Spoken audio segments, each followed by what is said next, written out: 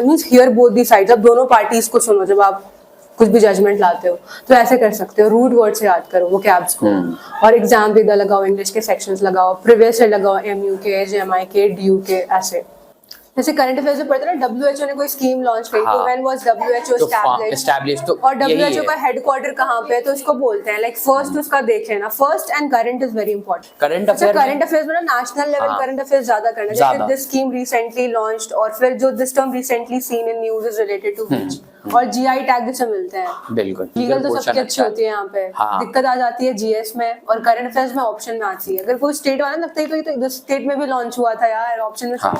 हाँ, principle fact में क्या है ना कि गलत होने की प्रोबेबिलिटी ज्यादा है, भले ठीक करके कोई आ जाए वो एक बात है। क्वेश्चंस लगाओ ना प्रिंसिपल फैक्ट के, तो तुम्हारे क्लियर हो जाएंगे कॉन्सेप्ट्स। देखो क्या कर, या तो स्ट्रॉन्ग पार्ट को और स्ट्रॉन्ग कर लो, या तो वीक पार्ट है तो उसको स्ट्रॉन्ग कर लिया।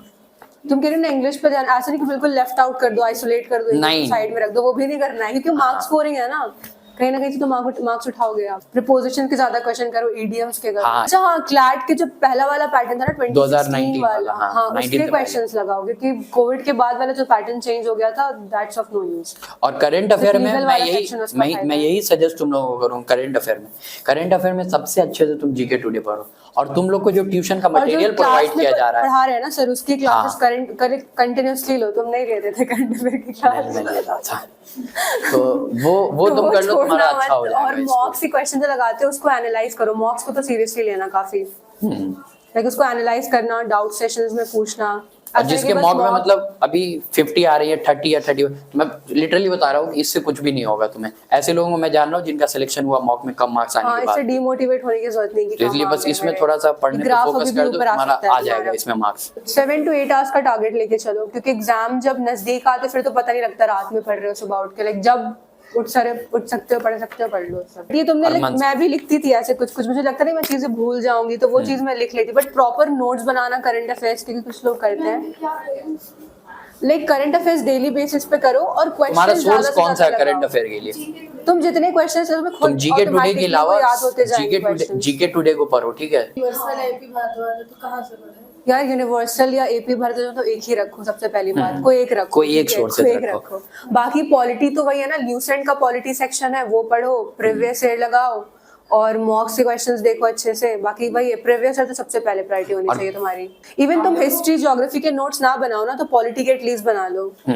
हाँ, और जो तुम्हें करंट अफेयर्स में क्वेश्चन दिखते हैं कि हाँ ये इकोनॉमी से लाइक आरबीआई का कितना रेपो रेट है अभी, और लाइक ज्योग्राफी रेट हो गया, माउंटेन्स एंड सो लाइक तुम लोग राउंड्स में ही क्वेश्चन अटेम्प्ट कर रहे हो ना, easy, medium and then tough. और कोई दिक्कत आती है लाइक एलिमिनेशन में दिक्कत आती होगी, ऑप्शंस, हाँ ये सारे पूछते। Ideal attempt I would say, जैसे मैं सर को बोलती थी ना, सर आइडियल अटेम्प्ट तो 110 होना चाहिए, तो सर बोलते थे अटेम्प्ट्स के पीछे मत जाओ, लाइक नेगेटिव मार्किंग से बचो। Even if you are attempting 50 to 20 questions ना, तुम्हारे वो लाइक श्योर कंफर्म वाले होने चाहिए वो क्वेश्चंस।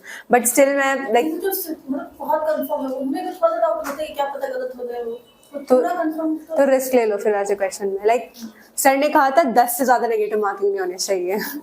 मैथ्स तो बेसिक मैथ्स तो पढ़ाई होगा तुमने। हाँ, तो बस और जो तो उससे हो जाएगा। ना सबसे बेस्ट सर की क्लास, 10th की बात ही नहीं, मैं कह रहा हूँ जिसके 6th क्लास तक जिसने मैथ्स पढ़ा होगा तो उसके लिए मैथ्स सबसे बेस्ट है। सर की क्लास मत छोड़ो, रीजनिंग मैथ्स के साथ स्कोर कर पाती थी सर की क्लासेस लेने के बाद, क्योंकि उसमें 6 तो स्कोर हो जाएगा इजीली। तुमने कहा ना, और जीएस में तो तुम्हें सोर्स के बारे में पता ही है कहां से करना, वही सारे सोर्स को कंटिन्यू बेसिस पे करो। क्लासेस लगी होगी, रिकॉर्डेड क्लासेस होगी, कॉन्स्टिट्यूशन का जाके देखो, खुद के नोट्स बनाओ, उसको रिपीटेडली एक रोज उसे रिवाइज करो। देखो कीप वन, मैं रिपीट, अभी मैंने बहुत थोड़ी देर पहले ही बोला था, आइदर यूनिवर्सल्स और एपी भारतवर्ष, दोनों लेके मत बैठना बिल्कुल, फिर एग्जॉस्ट हो जाओगे। अब मैं तुम्हें कहूंगा कि तुम लीगल लेके वो यूनिवर्सल लेके बैठो, तुम एपी भारद्वाज मत लो।